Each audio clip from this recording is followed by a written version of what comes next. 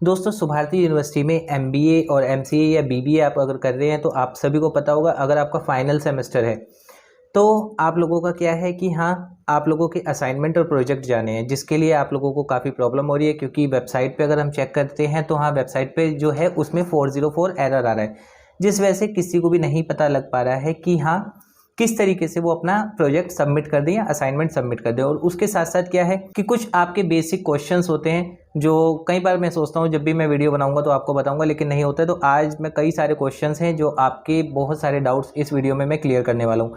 और वीडियो में आप बिना स्किप कीजिए देखिएगा, क्योंकि कई सारे ऐसे डाउट्स होंगे जो आपको भी लगेगा कि हाँ कभी ना कभी आपके मन में आए होंगे, जो आज आपके क्लियर हो जाएंगे।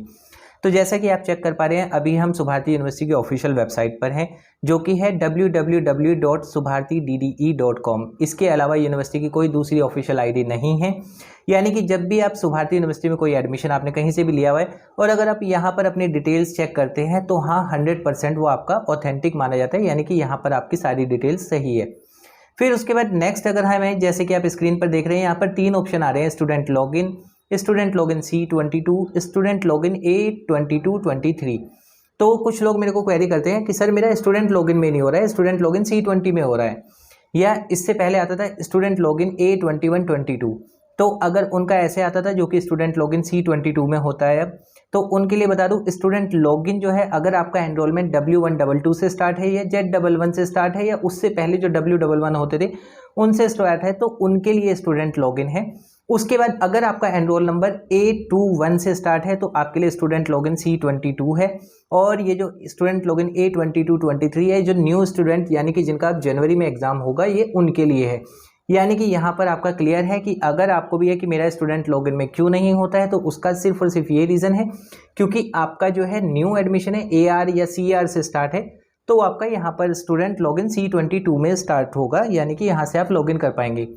फिर सेकंड है, मैं आपको कई अपनी पुरानी वीडियोस में बता चुका था कि यूनिवर्सिटी की फ़ीस बढ़ने वाली है। तो उसमें अब ये है कि यूनिवर्सिटी की फ़ीस कितनी बढ़ गई है।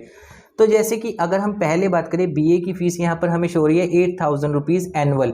तो यही फ़ीस जो पहले जाती थी, पहले ये 7000 रुपीज़ सब मिलाकर जाती थी, जिसमें एग्जामिनेशन फ़ीस, रजिस्ट्रेशन फ़ीस सब कुछ ऐड था।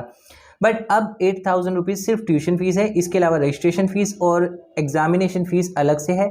3000 रुपीज़ आपका जो इसमें रहता है कि हाँ एग्जामिनेशन फ़ीस है। यूनिवर्सिटी की फ़ीस एनुअल मोड पे जाती है और इसके जो एग्ज़ाम होते हैं वो सेमेस्टर मोड पर होते हैं। और उसके बाद भी अगर हम बात करें, अगर आपका रीअपेयर होता है तो उसके चार्जेस एक्स्ट्रा हैं, अगर आपका क्रेडिट ट्रांसफ़र है उसके चार्जेस एक्स्ट्रा हैं, या फिर आपका जो है कंटिन्यूएशन फ़ीस जो इसमें 2000 रुपीज़ है, यानी कि आपने अगर फर्स्ट टाइम में एडमिशन लिया है तो जब आप देंगे तो कंटिन्यूएशन फीस यानी पर ईयर 2000 रुपीज़ आपका एक्स्ट्रा हो जाएगा। ये आपके एक्स्ट्रा चार्जेस रहेंगे। उसी तरह से आप यहाँ पर आकर देख सकते हैं। इसके लिए आपको एकेडमिक में जाना है। एकेडमिक में फीस स्ट्रक्चर में 42223। तो ये है आपका कि आपका फीस अब यूनिवर्सिटी की कितनी है। फिर असाइनमेंट्स की बात करते हैं, क्योंकि असाइनमेंट्स और प्रोजेक्ट, जैसे कि अगर आप MCA में हैं या फिर आप MBA में, दोनों में आपका क्या है कि 4th सेमेस्टर आपका जो है, और 4th सेमेस्टर यानी लास्ट सेमेस्टर। बट अगर हम असाइनमेंट पे क्लिक कर रहे हैं तो यहाँ पर कुछ भी शो नहीं हो रहा है, वापस ये चला जाता है होम पेज पर, और यहाँ पर हमें कुछ भी शो नहीं हो रहा है क्योंकि यहाँ पर से असाइनमेंट्स हटा दिए गए हैं। और इसके बाद अगर मैं बात करूँ प्रोजेक्ट की, जो कि कंपलसरी होता है, यानी कि अगर आपका लास्ट सेमेस्टर है तो बिना प्रोजेक्ट के आपका कोई भी रिजल्ट शो नहीं होगा। तो उसमें यह है, गाइडेंस में आता था, गाइडेंस में आने के बाद असाइनमेंट रिपोर्ट और यहाँ पर डिसर्टेशन और BBA प्रोजेक्ट, इसी तरह से MBA प्रोजेक्ट, इसी तरह से MCA प्रोजेक्ट, ये सारे ऑप्शन आते थे। जो अभी अगर हम किसी भी क्लिक कर रहे हैं कहीं पर भी, तो वेबसाइट अपडेशन होने की वजह से वहाँ पर हमें प्रॉब्लम आ रही है। और इसी तरीके से जैसे आप देख रहे हैं स्क्रीन पर 404 पेज नोट फाउंड, इस तरीके से यहाँ पर शो कर रहा है। तो यहाँ पर प्रॉब्लम ये क्रिएट हो जाती है, वो ये होती है कि हाँ क्या अब मैं असाइनमेंट कैसे बनाऊं। तो असाइनमेंट के लिए ये है कि हमारे पास ऑलरेडी एक पहला है, तो वो मैं आपको बता देता हूं। सेम इस तरीके से आपका रहेगा, जिसमें कि क्या है कि हाँ जो फर्स्ट पेज रहेगा असाइनमेंट का फर्स्ट पेज यहाँ पर है कि ये आपका डायरेक्टरेट ऑफ डिस्टेंस एजुकेशन है, स्वामी विवेकानंद सुभारती यूनिवर्सिटी का, project report on title of the project. यहाँ पर आपको जो भी आप प्रोजेक्ट बनाते हैं उसका टाइटल लिखना है। फिर उसके बाद हम नीचे और आएंगे, तो नीचे आने के बाद हम देखेंगे यहाँ पर आपकी डिटेल्स रहती है। नेम आपका क्या है, एनरोलमेंट क्या है और बैच क्या है, यानी कि कौन सा बैच से है आपका एनरोलमेंट, और ये। और अंडर द सुपरविजन में नेम ऑफ द गाइड का नेम आप यहाँ पर मेंशन करेंगे। फिर अब हम इसको और ड्रैग डाउन करते हैं तो यहाँ पर एक हमें सर्टिफिकेट है जिसमें हमें डिक्लेरेशन देनी है। यहाँ पर आपको अपना नाम लिखना है, प्रोजेक्ट का टाइटल क्या है वो आपको लिखना है। फिर यहाँ पर जैसे MBA का है तो MBA के लिए, और नीचे ये सुभारती यूनिवर्सिटी की ही है उसमें डिटेल है। और यहाँ पर आपको फिर से अपनी बेसिक डिटेल, आपका नाम, आपका एनरोल नंबर और एड्रेस, ये आपको यहाँ पर मेंशन करना होता है।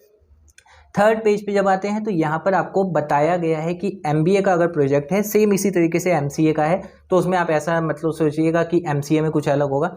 यहाँ पर आपको उसका दिया गया है कि क्या क्या आपको रखना है, कि किस तरीके से आपका प्रोजेक्ट सबमिट होगा, क्या क्या उसकी गाइडलाइंस हैं, ये सब इसमें है। और इसमें एक क्वेरी हमेशा होती है कि हाँ, जो हम प्रोजेक्ट सबमिट करेंगे क्या वो स्पाइरल बाइंडिंग होना चाहिए या फिर उसको जो एक वैसे होता है कि हाँ गत्ता उस पर लग जाता है ऊपर, वैसे है कि उसमें से कौन सा होगा। तो मैं बता दूं आपको कि चाहे आपका स्पाइरल बाइंडिंग हो या फिर आपका जो गत्ते वाला होता है प्रॉपर उसकी बाइंडिंग हो जाती है, उस तरीके से दोनों ही केस में आपका जो प्रोजेक्ट है वो आपका एक्सेप्टेड है। फिर इसके बाद आपका हम बात करते हैं MBA project 1 hard copy to be submitted to the university. ये आपको यूनिवर्सिटी में ही सबमिट करवाना होता है, यानी कि आपने जिस भी सेंटर से आपने एडमिशन लिया था, जहाँ पे आपका लास्ट सेमेस्टर है, वहाँ पर आप इसको सबमिट करवाएंगे। साइज ऑफ द प्रोजेक्ट तो यहाँ पर क्लियरली मेंशन्ड है कि the size of the project should be not exceed 200 pages, यानी 200 पेजेस से कम होना चाहिए। और बाकी जो डिटेल है अरेंजमेंट ऑफ प्रोजेक्ट की यहाँ पर आपको दी गई है कि पहले आपका कवर पेज आएगा, कवर पेज के बाद पर्सनल प्रोफाइल CV आपका आएगा, CV ऑफ द गाइड आएगा यहाँ पर, उसके बाद certification from guide of the student, यहाँ पर कंटेंट्स आएंगे, एक्नॉलेजमेंट है, प्रेफरेंस है, और इसके अलावा यहाँ पर चैप्टर यानी इंट्रोडक्शन, उसके बाद बाकी डिटेल्स यहाँ पर आपको करनी है। तो ये सारा का सारा है A4 शीट पे। और असाइनमेंट आप बना कैसे सकते हैं, चाहे तो आप असाइनमेंट को लिखकर हैंड रिटन कर सकते हैं A4 साइज़ की ब्लैंक शीट पर, या चाहे तो आप उसको प्रिंट आउट भी कर सकते हैं, यानी कि आप वर्ड वगैरह में करके और उसको भी प्रिंट करवा के यूनिवर्सिटी में सबमिट करवा सकते हैं। दोनों ही तरीके से आपका प्रोजेक्ट जो है वो एक्सेप्टेबल है, ठीक है। और इसके बाद अगर मैं बात करूँ प्रोजेक्ट में, आपको दिखा देता हूँ, एक मैं MCA का प्रोजेक्ट दिखा देता हूँ। MCA का प्रोजेक्ट आप यहाँ पे देखिए, यहाँ पे रेलवे रिजर्वेशन सिस्टम E-रेल के ऊपर एक सॉफ्टवेयर बनाया गया है, जिसके लिए इसका बताया गया है कि कैसे कैसे ये प्रोजेक्ट बनेगा।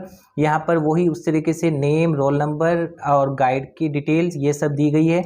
उसके बाद यहाँ पर जो है एग्जामिनर सर्टिफिकेट है वो दिया गया है। फिर हम नीचे आते हैं तो यहाँ पर आपका जो है कि सर्टिफिकेट ऑफ गाइड का एक सर्टिफिकेट लगता है वो दिया गया, डिक्लेरेशन दी गई है, और डिक्लेरेशन के बाद एक्नॉलेजमेंट से स्टार्ट होकर वो प्रोजेक्ट स्टार्ट होता है। जैसे कि ये प्रोजेक्ट है लगभग 109 पेजेस का ये बना हुआ है। सेम इसी तरीके से कि अगर मैं MBA के प्रोजेक्ट की बात करता हूँ तो MBA का प्रोजेक्ट भी आप देख सकते हैं। सेम उसमें फर्स्ट पेज वैसे ही रहेगा जैसे मैंने बताया था, यहाँ पर सीधा इंट्रोडक्शन से शुरू होकर यहाँ पे शो किया हुआ है। तो इसमें आपका है कि टाइटल आपका क्या है, ऑब्जेक्टिव स्टडी क्या है, ऑब्जेक्टिव ऑफ द स्टडी, इसके बाद स्कोप ऑफ द स्टडी, फिर प्रॉब्लम स्टेटमेंट। ये या पूरा का पूरा जो बनाया गया है ये इसके लिए बनाया गया है कि हाँ MBA का प्रोजेक्ट आपका किस तरीके से सबमिट होता है।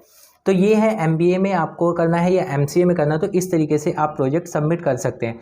फिर इसके बाद बात करते हैं कि कुछ होता है कि मेरे से अधिकतर एक इंक्वायरी होती है कि हाँ हम जो यूनिवर्सिटी में आपने एडमिशन लिया हुआ है तो आप अपनी डिटेल्स चेक करते हैं। डिटेल्स चेक करने के बाद भी आप मेरे से कई बार व्हाट्सएप पे स्क्रीनशॉट शेयर करते हैं, और जिसमें कि कुछ लोग तो ऐसा भी करते हैं कि उसमें कभी अपना नेम हटा देते हैं, कभी अपनी बेसिक डिटेल एनरोलमेंट हटा देते हैं, और उसके बाद वो आधा स्क्रीनशॉट भेजते हैं कि वो है कि सही है या नहीं। तो अगर आपकी डिटेल ऑफिशियल वेबसाइट पर आके स्टूडेंट लॉगिन जो भी है आपका C22 है, यानी AR और CR से स्टार्ट होता है, तो आपका इस तरीके से ओपन होता है जैसे यहाँ पर कंप्यूटर के लैपटॉप पे हो रहा है। अगर आपका ऐसे है इसमें लॉगिन होके आ रहा है, या फिर आपका पुराना लॉगिन है यानी स्टूडेंट लॉगिन जो दूसरी तरीके से आता है जिसमें डेट ऑफ बर्थ अलग से डालते हैं, और इस तरीके से जो मैंने अपनी ऑलरेडी 3 वीडियो अगर आप मेरी देखेंगे तो उसमें मैंने कई बार बताया गया है। तो दोनों ही तरीके से अगर यहाँ पर आपका शो होता है तो आपका 100% ऑथेंटिक है, और इसमें आपको कोई भी प्रॉब्लम नहीं होगी, हर तरह से आपका जेन्युइन माना जाता है। तो इस तरीके से है। तो दोस्तों उम्मीद करूंगा MBA का प्रोजेक्ट आपको किस तरीके से बनाना है या MCA का, और इसके अलावा यूनिवर्सिटी के कुछ जो बेसिक अपडेट्स या डाउट्स आपके रहते हैं वो क्लियर हो गए होंगे। और अभी भी अगर आपको कोई इंक्वायरी है आप मुझे कमेंट कर सकते हैं, मैं उसका रिप्लाई आपको कर दूंगा।